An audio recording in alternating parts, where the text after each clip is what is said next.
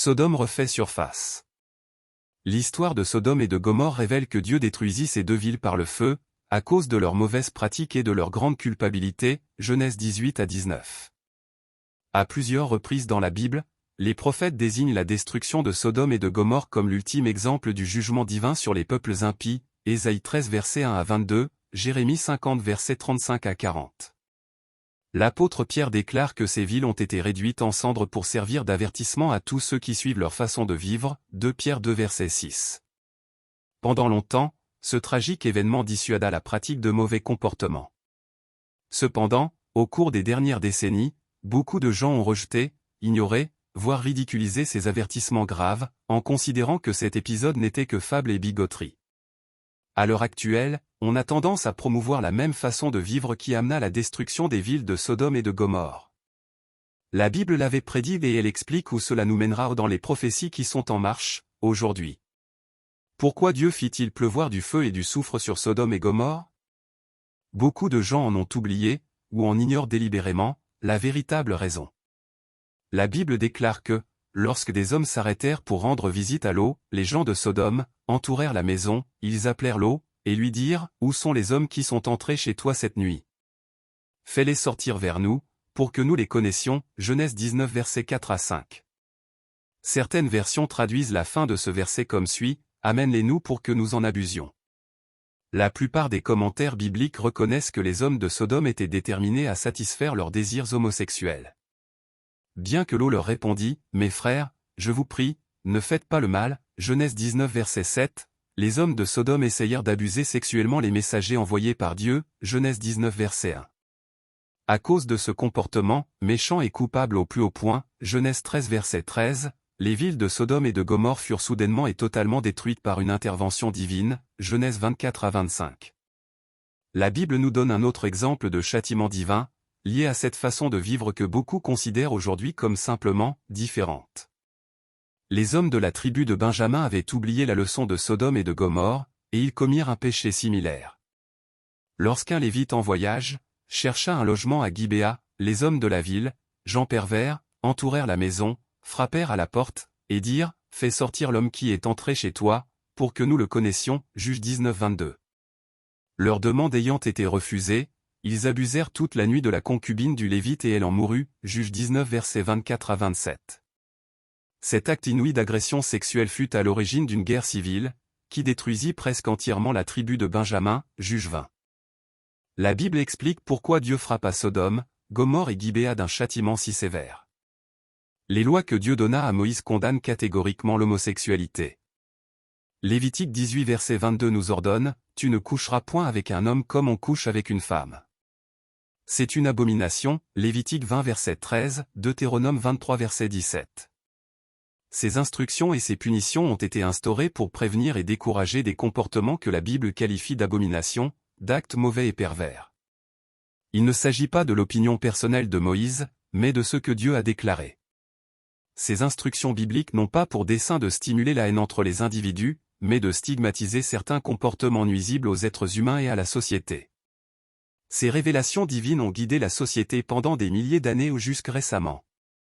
Au cours des dernières décennies, nous avons été témoins d'une transformation sociale surprenante particulièrement chez les nations dites chrétiennes du nord-ouest de l'Europe. Aujourd'hui, nous voyons une tolérance croissante et une promotion active des comportements homosexuels même par le clergé. On encourage les homosexuels et les lesbiennes à sortir de l'ombre. On encourage les étudiants à faire l'expérience de relations homosexuelles. Les défilés de Gay Pride se développent de Londres à San Francisco en passant par Sydney. Ce qui fut longtemps considéré comme un acte de perversion est maintenant présenté comme une façon de vivre, différente, acceptable et normale. Des lobbies politiques veulent légaliser les relations sexuelles entre personnes du même sexe, au même titre que le mariage hétérosexuel. Des lois sont en cours en Suède et au Canada, afin que tout propos négatif contre l'homosexualité soit considéré comme un crime, World Net Daily, 21 octobre 2002. Avec de telles lois, certains passages bibliques devraient être classés en « littérature incitant à la haine », et citer la Bible pourrait devenir une offense criminelle. Des églises à dominance chrétienne projettent de soutenir les « mariages » entre personnes du même sexe, quitte à provoquer un départ important des membres qui y verraient un rejet massif des instructions bibliques. London Daily Telegraph, 4 novembre 2002. Aujourd'hui, les séminaires et les paroisses comptent beaucoup d'homosexuels parmi le clergé, qui ne croient pas ou qui ne suivent pas les enseignements bibliques. Beaucoup de personnes saluent ces développements récents et choquants qu'elles considèrent comme un signe de progrès et de modernité. Cependant, avec un minimum de bon sens et de connaissance de l'histoire et des Écritures, chacun devrait être capable d'avoir un meilleur discernement.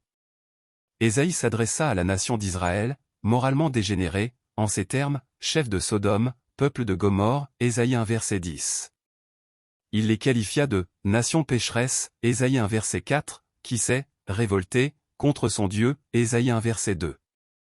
Il ajouta, comme Sodome, ils publient leurs crimes, Ésaïe 3 verset 9, ils n'avaient point honte et ne voyaient rien de mal dans leur comportement.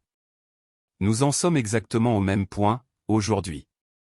Ésaïe a également donné cet avertissement, malheur à ceux qui appellent le mal bien, et le bien mal, Ésaïe 5 verset 20.